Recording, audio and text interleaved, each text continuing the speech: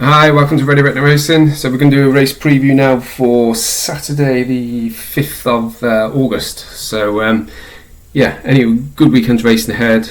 Quite enjoyed going through the cards over the last couple of days, really getting some, I think I identified four interesting opportunities for Saturday.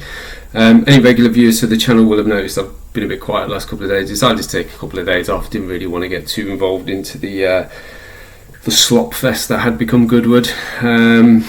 Difficult track at the best of times, and then you got pace biases, which side are they going to go, all that to factor in. I thought it was best to just sit back and enjoy that really from a watching perspective more than a betting perspective over the last couple of days.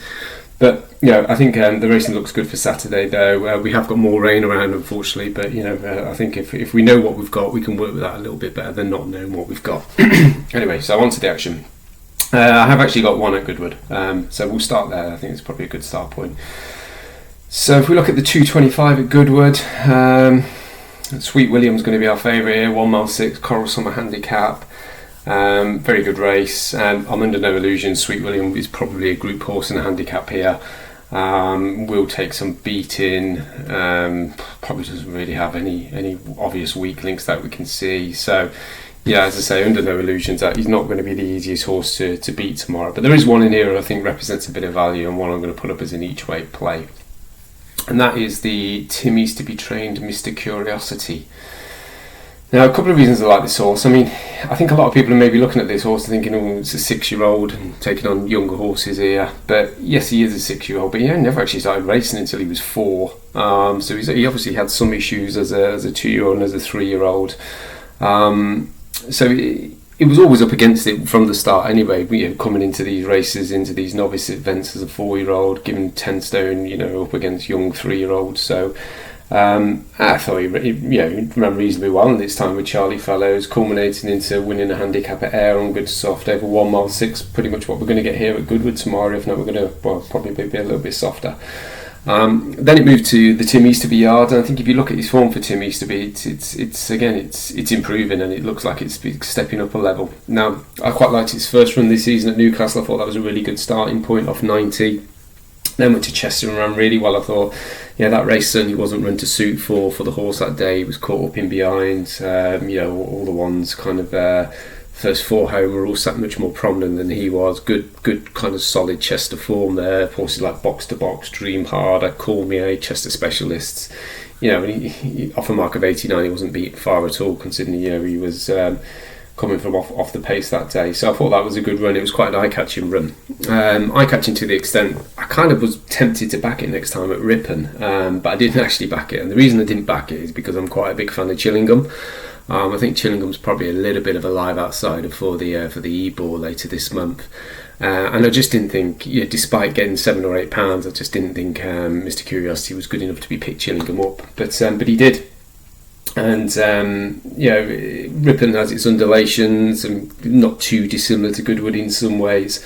So again, he's proved he can handle a track of a similar kind of nature. I think from memory it was probably made up about 4 lengths on Chillingham, with about maybe a furlong and a half, 2 furlongs to go, which again I just don't think is any mean feat, because I think Chillingham is a very good horse. That was off a mark of 89. He's only on 92 here.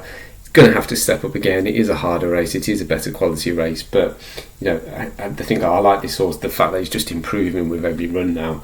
And if it can step it up another level tomorrow, I think it's a really good each way proposition in this race. So price wise, I've seen 14s around, I've seen a bit of 16s and 12s in places. I think 4 places 14s is more than fair on this tomorrow. I'd be happy to play that. Likewise, if people want to take extra places, 5 or 6 places down to 12s, I think that's probably not a bad shout either on this one. I just think it's going to run well. I mean, there's others in there with decent kind of form along similar lines, but this horse is from a nice pedigree as well. It's a full brother to Francalina, I think it was, or Francalella. Group placed. I think it ran in the Oaks and finished about 4th or 5th. So we're talking a horse here from quite a smart family out Frankel and our obsession on the dam side. He'd be the one for me tomorrow each way. So I think he'll run a big race. Okay, moving on. Nothing really else at Goodwood caught my eye, so I'll move away from Goodwood. And go over to Thirsk, the 4 o'clock, which was the William Hill Summer Handicap over a mile. Quite a lot of pace in this. Well, on paper there's a lot of pace. It doesn't always seem to transpire that way because jockeys have a habit of taking pulls. But in theory, a lot of pace in this. Leah Marty Dreams, Master Richards can be keen, Shally can be keen. What's the Story sits up there. It's probably going to set it up for Pisanello. I mean, Pisanello I've got as the favourite around the 6-1 mark. The race looks like it'll be run to Danny Tudhope on board. Danny Tudhope gets on well with his horse and probably suits its style really well. Ultra consistent horse, really runs its race every time. It's probably added a bit more consistency to itself this year by actually winning a couple, because he's never been the easiest to win with, but he looks like he's changed that. Very, very solid, very, difficult to oppose in many ways, but I am actually, because I think there's a horse near who I think he's better than him, given the right setup and scenario. And that is the James Horton trained Incorrigible. Now, if we start with the negatives, the yard could be in better form. 30% strike rate, 30% RTF. Not had a winner for a couple of weeks now. Ideally, you'd want them coming into it with a bit more kind of solid form there. But I think if we just focus on the horse's chance, I quite liked this horse last season. I thought he ran some really nice races as a 3-year-old, culminating with winning here over course and distance back in September on soft ground. So same setup we're going to have here tomorrow, really. Beat Positive Impact that day off a mark of 89 by 2 1/4 lengths. I think Positive Impact's a decent horse. There was quite good handicappers in behind. Mr. Professor likes soft ground, so he runs well in those conditions. Vaccine, ex-Minster. And it won with a degree in hand, I thought, and it looked like a horse who was really kind of progressing further still. It then went to Haydock after that and took on Juanis in a really competitive handicap. Now, we know Juanis doesn't really frank the form there because he's been disappointing since then, but you look at, again, the horses in behind, Montasib, Youngfire, Boardman, it's good quality handicap form, and that was off a mark of 94 for Incorrigible. He's only been beaten 3 lengths by the winner. Really good run. He then moved into this season. I thought he ran okay in the Lincoln, to be fair. Heavy ground, midfield, it wasn't a bad run. Then went to Nottingham on Good to Firm. Probably not ideal, I don't think it wants Good to Firm, but again, some good horses in there. Major Partnership's been running well, Point Linus has been running well. Was gelded after that, and then went into a hot handicap over 10 furlongs for the first time at Newmarket. I thought it was a bit keen early. Probably doesn't really want the 10 furlongs. I think it is more of a miler. Coming back here, back onto a mark of 89 where we won last season, ran well also at Haydock off a much higher mark, or £5 or £6 higher mark. I just think this horse is surely well handicapped here tomorrow. If he repeats any of those runs close to last season, he's going to go close in this tomorrow. And yeah, price wise, I think the 10s available on Hills I've seen quite early. No one else has really priced this one up yet. I think if you can get that 10s, I think that's a cracking each way bet. I can't see how this horse doesn't run well in this tomorrow. I mean, I've got it in at 7-1 second favourite, so I think if you are getting around about the 8-1 mark, maybe if you can't get that 10s when more markets are out there, I'd be more than prepared to back it each way at 8 and 9-1. If it is around the 7-1 mark, but the markets are a bit more kind of opened up, then I'd probably be inclined to back it to win at that kind of price. So I just think it's got a really good chance this one tomorrow. Quite keen on it. Probably my main fancy of the day, and that would be, as I say, Incorrigible in that 4 o'clock. So if we move over to Newmarket, there was a couple of races at Newmarket which I thought were interesting. The 240, which is the Fillies and Mares 1 mile 4 listed race. We got one over from Ireland here, Amusement for the Donnacha O'Brien yard. It's taken its form to a new level this season, improving with every run. I think it's the right favourite. Run well in group company recently, not beaten too far. Definitely the right favourite. I do think he's short though, or she's short, should I say. I've got around about the 9-4 mark. I've seen 6-4, 7-4 in places. I think that's a little bit too short, and I'd be looking to take her on at that price tomorrow with the Charlie Appleby trained at Sunset Point. Now there is rain forecast, I think, thunderstorms at Newmarket today and I think tomorrow, so it's going to be quite wet, it's going to be quite sloppy, or there's a chance it's going to be like that anyway. And this horse just seems to like that conditions. It seems to go through soft. I thought, it's quite a late kind of filly, like late April when it was born, so it didn't come out until late in its 2-year-old career. Showed a bit of gradual progression there, before moving into its 3-year-old campaign this season. I thought it just galloped through the soft ground at Windsor on first run this season off a mark of 76 to look like a really well handicapped horse. Lingfield didn't work out so much next time, but I think Lingfield's difficult on the front end personally, and you're a bit vulnerable to horses off that slingshot round there, so I didn't really mind that run so much. I thought the run at Goodwood on Good Firm was a really good run, to be fair, better than I was probably anticipating off a mark of 90. Horses like Hasifa in behind, Single, they've got solid form. And then went to Ascot after that on Good to Soft, and again I thought that was a really good one. Just seemed to gallop and gallop. This horse, I think he'll probably get further. She'll probably get further than this. Only £4 higher here. Obviously we're going from a class 3 handicap into a listed race, so we are stepping up in grade for sure, but I think she's going to be up to it. I think she's going to like conditions, and the track's going to be fine for her. Really smart pedigree. This pedigree is not meant to be running around in class 3 handicaps anyway. Dubai, we buy Hidden Gold. You go back to that Hidden Gold pedigree and go back a few stages further, you're in Urban Sea territory. So we are talking certainly Group 2, Group 1 kind of pedigree here for this horse. And I think tomorrow she might show us that she's well on her way to heading in that direction. It's improved with run for run. As I say, I think the fact Will Buick's here tomorrow, I know he is obviously, that is his retainership with the Godolphin team. I'm not sure what the Godolphin runners at Goodwood are like tomorrow off the top of my head, but he's got to be here at Newmarket for this horse really. He's got a couple of other rides throughout the day, but they're there for more kind of bespoke bookings, if you like, rather than for his attached yards. I just think, I quite like this filly tomorrow. I think she's around 9 to 2, 5 to 1. I'll be looking to back her outright at that. I've got her at 9 to 2 in my book. There's others in here with bits and pieces. Sweet Memories obviously has a progressive profile, and could still be anything. I just prefer Sunset Point's kind of running style here, and for what the ground's going to be. Market values from the family of Estimate, and from a nice family there, and will appreciate this step up in trip.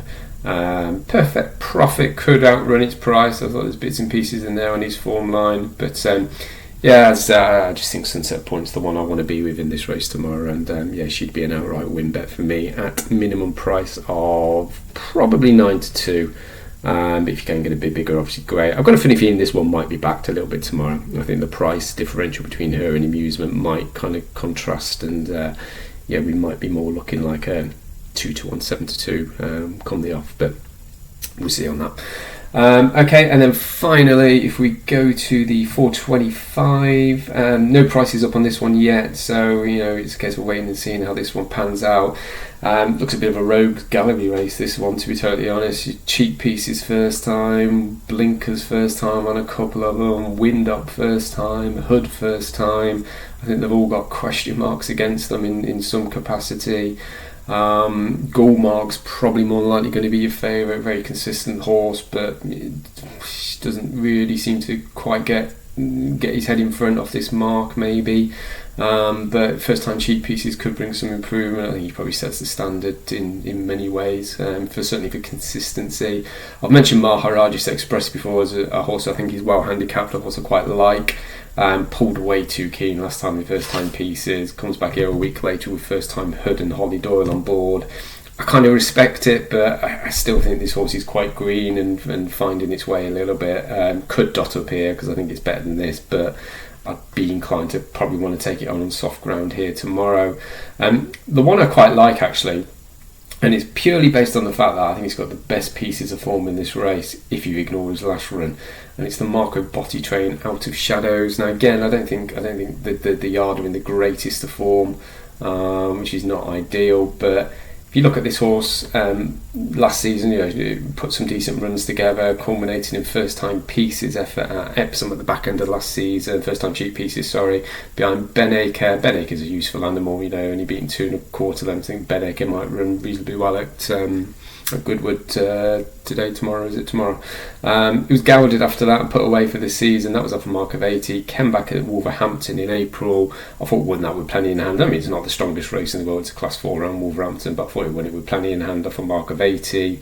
And then we come to the form that I think is the best piece of form in this field, and that's the third at Musselburgh on good to soft ground in April, behind Gincident, who I'm pretty sure has won since. Urban Sprawl was second, has definitely won since. Had to wait for a run that day. Not saying it would have won, but maybe would have been closer to them, even though it was only beat four or so lengths anyway. That was off a mark of 85. I thought that was a really good run.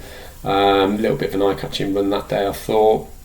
Then went on to good to firm ground at Haydock, right in the kind of peak of our summer heat wave here.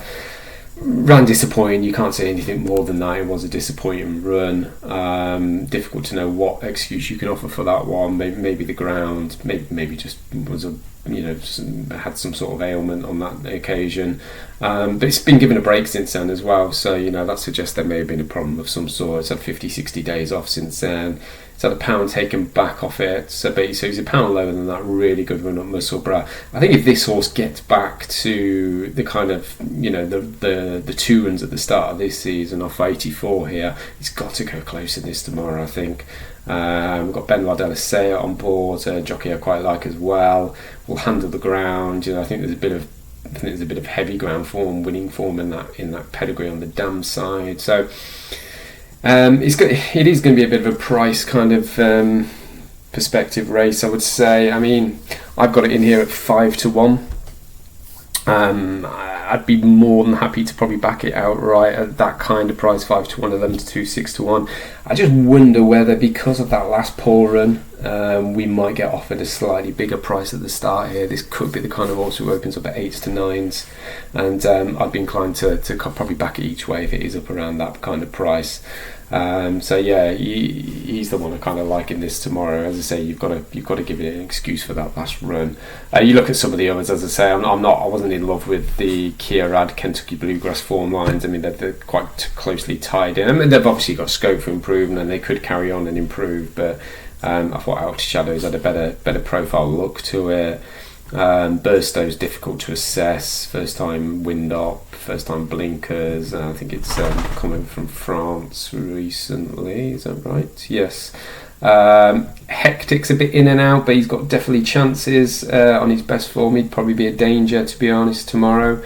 Mustajab is not the easiest to catch right, but he has got bits and pieces. First time blinkers could bring some improvement out of him.